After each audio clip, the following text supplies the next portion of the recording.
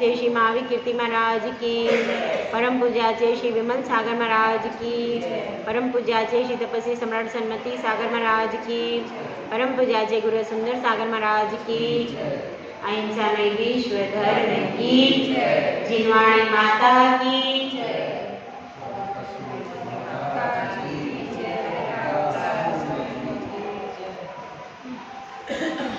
एक व्यक्ति अपने वाहन से कहीं जा रहा था। उसके पीछे उसके परिवार के सदस्य बैठे हुए थे।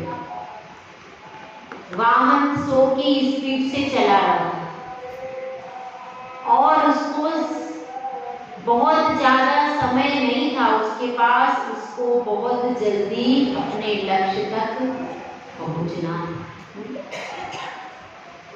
हर पल उसकी निगाह कहाँ पर थी? रोड पर, सामने। लेकिन अचानक क्या होता है कि पीछे से बच्चा रोना चालू कर देता है। छोटा बच्चा था उसकी पत्नी की गोद में और अचानक रोने लगता है।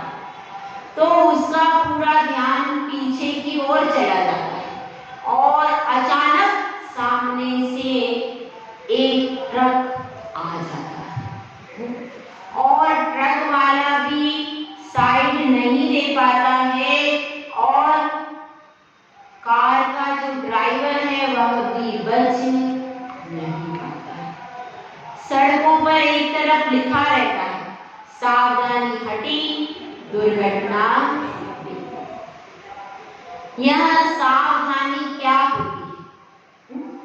यह सावधानी वही है जब हम सतर्क रहते हैं, जब हम पीटी करते हैं या फिर गाइड या एनसीसी में अगर किसी ने एडमिशन लिया हो तो क्या होता है? स्कूल में सावधान और विश्राम 2 चीज होती है। यह सब अपन ने देखा है। सावधान में हम एकदम अलर्ट होकर के खड़े हो जाते हैं, पीठ की हड्डी सीधी, हाथ एकदम नीचे। अलर्ट में अटेंशन पोजीशन में खड़े हो जाते हैं, पैर में एकदम सिमिलर पांव रहते हैं उसमें, हिलते डुलते नहीं। दृष्टि एकदम सामने कि मुंह में कौन सा अगला निर्देश मिलने वाला। तो इसी तरह से प्रमत्त अवस्था कहाँ तक रहती हुई? 6ठे गुण स्थान तक प्रमत्त अवस्था रहती है। तब तक यह जीव प्रमाद से सहित होता है और भूलें कहाँ तक होती है? जब तक व्यक्ति प्रमाद के वशीभूत होता है, क्योंकि स्नेह भी क्या है? प्रमाद ही है। हमने बताया था ना आपको 15 भेद प्रमाद के। बात अपनी गुणस्थान की चल रही है, लेकिन हम आपको समझाने का प्रयास यह कर रहे हैं कि असावधानी और प्रमाद में ज्यादा अंतर नहीं, केवल शब्दों का ही फर्क है। और असावधानी सब जगह होती है कि नहीं? आप घर में भी अब आप शोधन कर रहे थे, किसका? गेहूं का तो शोधन किया, लेकिन चक्की का व्यवस्थित शोधन नहीं किया। वहां पर एक काकरोच छोटा सा बैठा था। अब क्या हुआ? अब आपने व्यवस्थित चक्की का पार्ट निकालकर शोधन नहीं किया तो क्या होगा भैया? तुरंत उसके प्राण पखेरु उड़ जाएंगे और आपका अहिंसा अनुव्रत दूषित हो जाएगा। तो इसलिए हर क्रिया में सावधानी की आवश्यकता है। बोलते समय भी सावधानी की आवश्यकता है। आप किससे क्या कब बोल रहे हैं? यदि हम सावधानी से नहीं बोलते तो क्या हो रहा है? संबंध को खराब होने में समय। आपके घर परिवार के लोग तो थोड़ा बहुत बर्दाश्त कर लेंगे, भैया यही रहना है। लेकिन अगर आपने बाहर समाज में किसी को कुछ बोल दिया, एक बार आपने बोल दिया, दूसरी बार वो भूलेगा नहीं जिंदगी भर वह, भले आपको हमारे मन में कुछ नहीं रहता, लेकिन आपने जो बोल दिया ना, वह बात जीवन भर वो याद आपसे कभी सामने भी आ जाएगा तो आपसे बहुत सावधान होकर के बात करेगा। क्यों? ताकि आपके मुंह से दोबारा ऐसे शब्द, भले ही आपने मजाक में बोल दिया लेकिन उसको बुरा लगे। हर व्यक्ति मजाक भी सहन नहीं कर सकता, तो बहुत ज्यादा सावधानी रखनी पड़ती है। कब? जब हम बोलते हैं, जब हम चलते हैं, जब हम क्रिया करते हैं। केवल साधु के लिए नहीं बताई सावधानी, श्रावक भी वही है जो हर चीज देख शोध करके सावधानी पूर्वक ग्रहण करे। तो अब यह प्रमत्त अवस्था, मिथ्यात्व कहाँ तक रहता है? सिर्फ पहले गुण स्थान तक। उसके बाद फिर सम्यक दर्शन का प्रारंभ होता है। कहाँ से? चतुर्थ गुण स्थान से सम्यक दर्शन का प्रारंभ हो गया। मतलब उसके पहले के जितने गुण स्थान है, कौन से? पहला, दूसरा और तीसरा, ये तीन गुण स्थान किसके साथ, किसके रहित हैं? सम्यक दर्शन से रहित है। चतुर्थ गुण स्थान के आगे के जितने भी गुण स्थान है वे सब सम्यक दर्शन से सहित है। समझ में आ गई बात?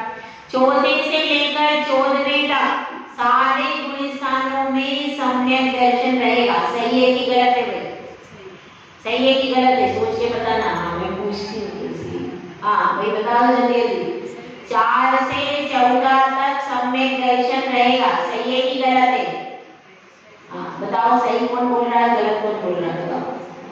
हाँ, क्या बोल रहे हैं? सही। और आप बता रहे हैं अंदर क्या बोल रहे हैं? सही बोल रहे हैं सब। इधर पुरुषों में कौन क्या बोल रहा है? सही है? सही तो है पर पूरा सही नहीं है। केवल 14वें गुण स्थान तक सम्यक दर्शन नहीं रहता, छायिक सम्यक सिद्धों में भी रहता। समझ में आएगा? वहां तो रहता ही है लेकिन केवल वहां तक नहीं रहता। मतलब सम्यक दर्शन की मैक्सिमम लिमिट 14 गुण स्थान नहीं है। वह तो आत्मा का स्वभाव है और स्वभाव आत्मा को छोड़ करके रह नहीं सकता। तो सिद्धों ने स्वभाव को प्राप्त कर लिया, इसलिए उन सिद्धों के पास में भी सम्यक दर्शन रहता ही है। अपन नहीं पढ़ते 8 गुण जो सिद्धों के होते हैं उसमें छायिक सम्यक तो है, उनको भी, उनके पास भी सम्यक दर्शन रहता है। सम्यक दर्शन अलग रत्नत्रय उनके पास भी है और विशुद्ध रत्नत्रय हमारे पास तो क्या है? शुद्धता पूर्वक नहीं है, लेकिन उनके पास पूर्ण शुद्ध रत्नत्रय। इसके पास? सिद्धों के पास चीज वही है भाई। एक तो कोहिनूर हीरा और एक सामान्य हीरा। एक बहुत ऊंची क्वालिटी का स्फटिक है, एकदम प्योर होता है ना, प्योर। कौन सी? 24 कैरेट गोल्ड। इसमें रहता है भाई, बिस्कुट में रहता, गहनों में नहीं रहता। क्यों? क्योंकि गहनों को मोड़ने में कुछ ना कुछ खोट मिलानी पड़ती है, नहीं तो वो मुड़ते ही नहीं है, उनमें डिजाइन नहीं डलती। समझ में आएगा? 24 कैरेट का सोने में क्या होगा? बिस्कुट में मिलेगा आपको, गहनों में नहीं मिलेगा। गहनों में मोड़ने में कुछ ना कुछ लोच देने में कोई दूसरे उसका प्रयोग किया जाता है। इसलिए गहनों में पूर्ण 24 कैरेट का सोना नहीं होता। ठीक है? तो अब अपनी बात यह चल रही है कि हम सावधानी रखना चाहते हैं। रखना चाहते हैं कि नहीं भाई?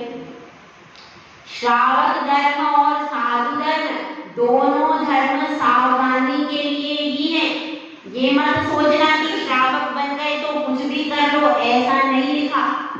अभी सुबह में समझाए अष्टमूल गुण में कितनी सावधानी है, समझ में आ रहा है? अष्टमूल गुण के पालन करने में भी बहुत सावधानी है। आपने पानी कैसे छाना, पानी छानने की विधि कल अपन सुबह लेंगे इस विषय को थोड़ा सा। तो अब अपनी बात क्या चल रही है? प्रमाद की मूल बात चल रही है। बहुत सारा हम आलस कर जाते हैं, कौन करे कौन उठे। अब क्या है, 1 घंटे से पंखा चल रहा, नल खुला है, कौन उठे कौन जाए, हो जाएगा बंद। क्या है ये सब? क्या है? प्रमाद है हमारा। चल चलते समय हंसते रहे, बातें करते जा रहे हैं, ध्यान नीचे है ही नहीं, कितने जीव मरे, किसका है? यह सब प्रमाद है, वो प्रमाद है। तो प्रमाद कहाँ तक रहता है? छठे गुण स्थान तक,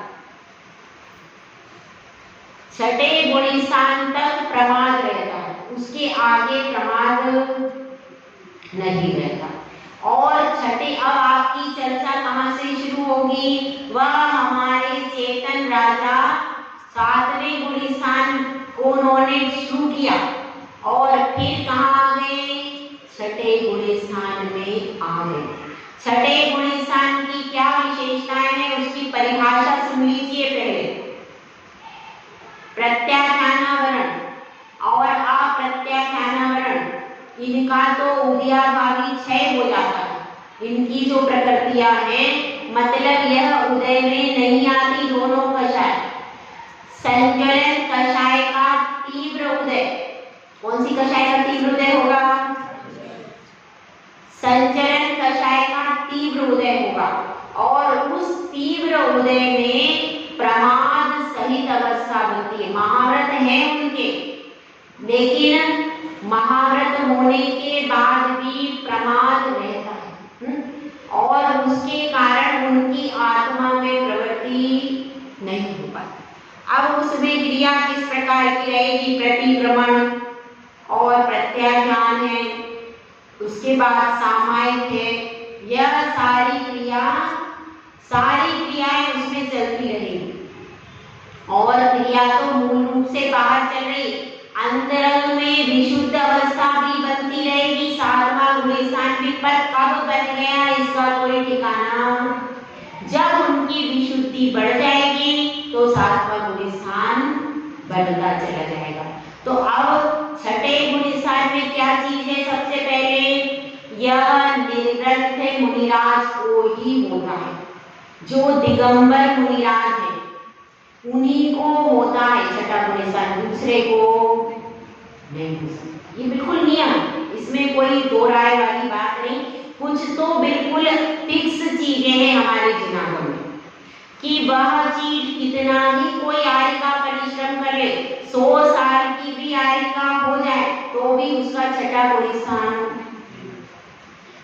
जो वस्त्र रहित है, जिनके 28 मूल गुण हैं और दिगंबर दीक्षा जिन्होंने धारण कर ली है, ऐसे महामुनिराजों को ही छठा गुण स्थान प्राप्त होता है। उसके पहले के व्यक्ति कितनी ही तपस्या करे लेकिन उनको छठा गुण स्थान प्राप्त नहीं होता। और अपना मोक्ष मार्ग कहाँ से शुरू होता है? सकल चारित्र की अपेक्षा से मोक्ष मार्ग शुरू होता है छठे गुण स्थान से। जो 5 प्रकार का संयम होता है, सामायिक, छेदोपस्थापना, परिहार विशुद्धि, सूक्ष्म संप्राय और यथाख्यात, तो इसमें से सामायिक चारित्र, यह तत्वाल सूत्र में भेद आए। सामायिक चारित्र कहाँ से शुरू होता है? छठे गुण स्थान से ही शुरू होता है सामायिक चारित्र। हमारा चारित्र कौन सा है? देश संयम। यह तो देश संयम है, यह एक देश चारित्र है। सकल चारित्र तो छठे गुण स्थान वर्ती महाव्रती मुनिराज के ही होता है। तो अब इसमें समझो बुद्धि पूर्वक प्रवृत्ति किसकी चल रही है? छठे गुण स्थान तक ही आहार की क्रिया, विहार की क्रिया, बुद्धि पूर्वक प्रवृत्ति कहाँ तक चलेगी? केवल छठे गुण स्थान तक ही बुद्धि पूर्वक प्रवृत्ति चलेगी। उसके बाद बुद्धि पूर्वक प्रवृत्ति नहीं चलती। सातवें गुण स्थान में पूरा आत्मा की ओर ही उपयोग चालू हो जाता है। जगन्य शुद्ध उपयोग कहाँ से शुरू होता है? सातवें से। तो समझ में आई बात? इसमें वह जीव प्रमाद अवस्था को दूर करने के लिए जो दैनिक क्रियाएं हैं उनका संपादन प्रतिपल करता रहता है। अभी वर्तमान में छठा गुण स्थान है कि नहीं? पंचम काल में है कि नहीं? बताओ ही। छठा भी है और सातवें का पहला पाया है। सातवें गुण स्थान के कल 2 भेद बताए थे, याद है सबको?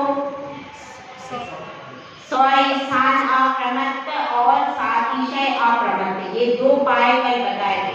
तो उसमें से अभी वर्तमान में सिर्फ पहला पाया, दूसरा पाया नहीं है। वह कब होता है? जब व्यक्ति श्रेणी चढ़ने की तैयारी करके चढ़ जाता है, तब होता है। तो अभी वो स्थिति नहीं है। तो अपने को क्या समझ में आया कि छठा गुण स्थान किस किस परिस्थिति में बनता है, कब कब बनता है, किसके बनता है और किसके नहीं बनता है।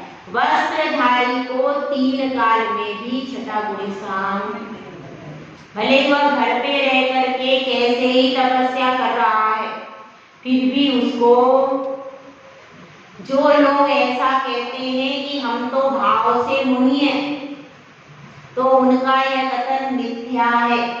भाव से कोई मुनि नहीं हो सकता। अब 2 चीजें हैं, द्रव्यलिंग और भावलिंग। अब इसको भी समझें, ठीक है? अब एक व्यक्ति है, अब जैसे हमारे संजय भैया बैठे, भावी मुनि है वो। अब इन्होंने प्रसन्न सागर महाराज जी के पास में गए। अब इन्होंने क्या हो गया, अब आप ऐसा समझ लीजिए कि मुक्ति और चिंतन का विवाह हो गया, ठीक है? अपन एक कल्पना करके चलते हैं कि दोनों का विवाह हो गया। अब इधर से मैना जी और संजय जी दोनों ने कहा अब हमारी जिम्मेदारी सब पूरी हो गई, अब अपन प्रसन्न सागर महाराज जी के पास में चलो और अपन श्रीफल चढ़ा दो, ठीक है? दोनों ने आ करके क्या कर दिया भाई, श्रीफल भेंट कर दिया। प्रसन्न सागर महाराज जी ने भी अनुमति दे दी, हाँ भाई ठीक है, आप लोगों की दीक्षा होगी, अब सब तैयारी करो। आप लोगों ने भी क्या कर दिया, अब सब तरफ बिनोली निकल रही है। अब इनके भाव कैसे भैया, इनके मैना राय के भाव कैसे, मैना दीदी के आरिका बनने के भाव बनेंगे कि नहीं? उस समय बताइए, बन गए, भाव बन गए। हाँ, इधर से संजय जी के भाव क्या बनेंगे, मुनि बनने के, अंदर से भाव बनेंगे, तो भावलिंग हो गया, हुआ कि नहीं? बताओ, हाँ भावलिंग हुआ कि नहीं भाई? हाँ कि ना? इनकी अभी बिनोली निकल रही है, हाँ अभी बिनोली निकल रही है इनकी। आज शाम को पूरी बिनोली निकलेगी और सुबह दीक्षा है वहां पर, ठीक है? तो अब अभी बिनोली निकल रही है और कल सुबह दीक्षा है, मेहंदी लग गई है, हल्दी लग गई है। अब बताओ भाव इनके कैसे हैं,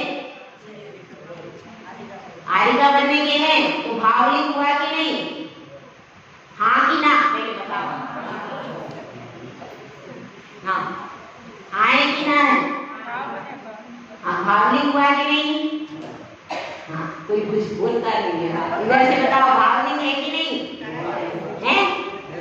है ऐसे एकदम उत्तर देना चाहिए। आप बताओ उधर की, बोलो है कि नहीं? है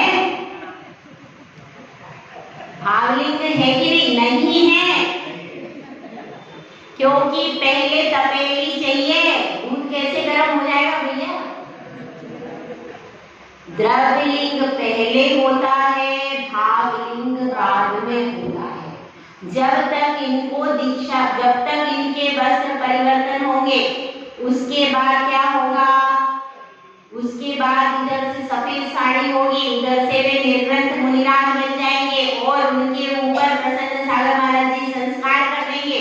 तो क्या होगा, संस्कार हो गए हैं, उसके बाद किसी कमंडल हो गए, अब जाकर के वे मुनिराज कहलाएंगे।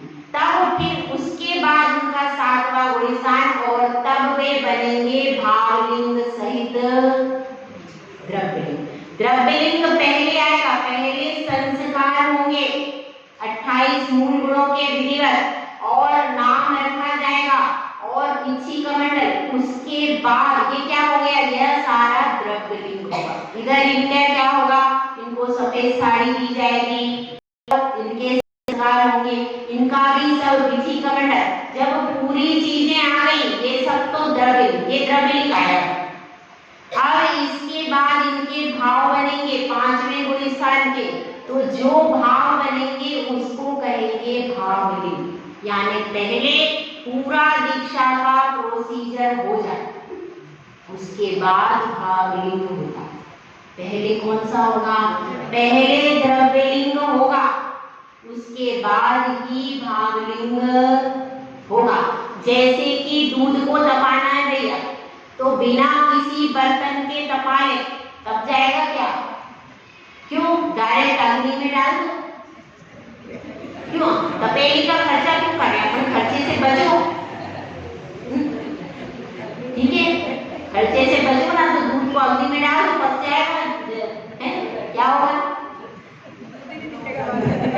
सारा दूध साफ हो जाएगा। इसीलिए हमको ये समझना है कि पहले मूलराज द्रव्यलिंग आता है, पूरा द्रव्यलिंग आएगा, उसके बाद भाव स्वयं बनाने पड़ते, वो कोई दूसरा नहीं बना सकता। द्रव्यलिंग तो ऊपर से दे दिया, महाराज जी ने, आचार्य श्री ने दे दिया, उसके बाद भाव की जिम्मेदारी आचार्य श्री की, वो तो अपने को स्वयं बनाने पड़ेंगे।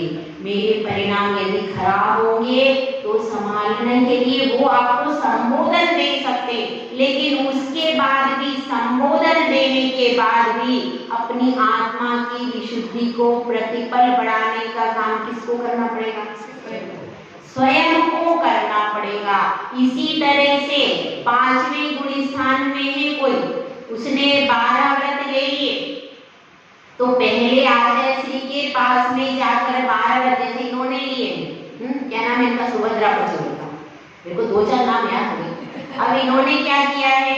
महाराज जी के पास से, आचार्य विद्यासागर महाराज जी के पास से प्रतिमा ले ली, ये क्या हुआ? ये हो गया द्रव्यलिंग। अब इसके बाद आकर के इनके भाव बने, मेरी आत्मा की विशुद्धि बढ़े, मेरे भेद विज्ञान बना, ठीक है, और ये अपने व्रतों का भाव पूर्वक आत्मा की विशुद्धि बढ़ाने के लिए, काय के लिए पालन कर रही है? आत्मा की विशुद्धि बढ़े और मुझे मोक्ष मार्ग मिले। यदि घर परिवार के कल्याण के लिए पालन कर रही है तो इनका 0 आएगा। काय के लिए पालन करना है? आत्मा की विशुद्धि बढ़ाने के लिए और मोक्ष मार्ग के लिए पालन कर रही है, तो क्या हो गया? इनका द्रव्यलिंग सहित भावलिंग। श्रावण के लिंग में भी द्रव्य और भाव लगा सकते, जिसकी जैसी जैसी जितना त्याग है।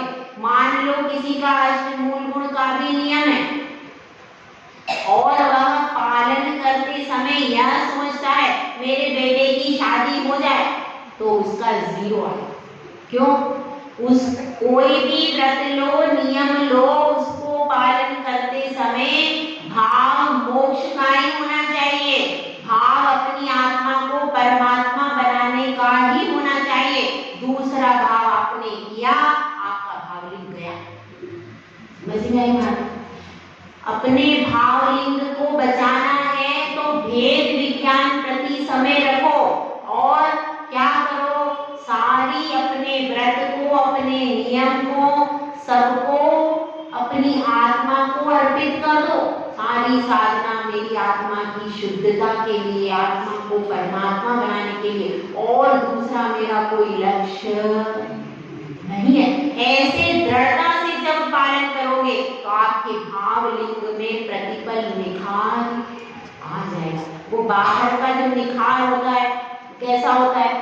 वो तो नश्वर है, लेकिन आत्मा में जब निखार आएगा तो आप धीरे धीरे आगे बढ़ते बढ़ते अपना उत्थान कर सकते हैं। ठीक है, तो अब अपनी क्या चर्चा चल रही थी? द्रव्यलिंग पहले है, भावलिंग जब इनके पूरे संस्कार हो गए, और संस्कार होने के बाद तब भी नहीं होगा भावलिंग। जब ये स्वयं विशुद्धि बढ़ाएंगे कि मेरी आत्मा शरीर से अलग है, ऐसी प्रतीति करेंगे और अपनी सारी साधना को, आत्मा की साधना को अर्पित करेंगे, तब दोनों का भावलिंग अपने अपने गुण स्थान बढ़ती होगा। इनका 5वां गुण स्थान बनेगा, इनका 6वां गुण स्थान। एक्चुअली भावलिंग और गुण स्थान में ज्यादा अंतर नहीं है। ये जितने भी गुण स्थान है, यह सब अंतरंग की परिणति है। यह किसी चीज से नाप नहीं सकते, लेकिन अपनी अपनी विशुद्धि को बढ़ता हुआ देख करके, कषाय के उपशम को देखते हुए हम नाप सकते हैं कि हम कहाँ हैं। ठीक है, तो बहुत प्रमुदित हो रहा है। कौन हमारा चेत सागर महाराज जी, कौन थे? चेतन राजा पहले, अब चेत सागर महाराज जी बहुत प्रसन्न हो रहे क्योंकि उनको दीक्षा मिल गई। बहुत प्रसन्न हो गए। अब वे स्वयं छठे सातवें गुण स्थान में मुनिरा अपने गुरु के पास आ गए। उनको बहुत प्रसन्नता हो रही। और चेतना महारानी का नाम क्या था? सचेतनमती माता जी। तो वह भी बहुत प्रसन्न हो रही कि आज मेरा जीवन जन्म सब कुछ सफल हो गया। ऐसी भावना दोनों भाई और बहुत प्रमुदित है। तो काम तो सब करो लेकिन प्रमोद भाव के साथ में करो। किसके साथ में? प्रमोद भाव से प्रमोदित होते हुए यदि आपने भगवान के चरणों में एक चावल भी चढ़ाया तो वह आपको उत्थान के पथ पे ले जाएगा। और रोते रोते और परिवार के लिए आपने कुछ भी चढ़ाया तो वह आपको राग द्वेष की तरफ ही। इसीलिए प्रमुदित भाव को मत खोना। वह मेढक के पास में एक पंखुड़ी थी लेकिन वह प्रमुदित भाव से गया था तो तुरंत स्वर्ग में चला गया। और अगर रोते रोते जाता तो क्या होगा? जाना पड़ रहा है मंदिर, क्या करें? ऐसे करो तो क्या? इसका कोई फल।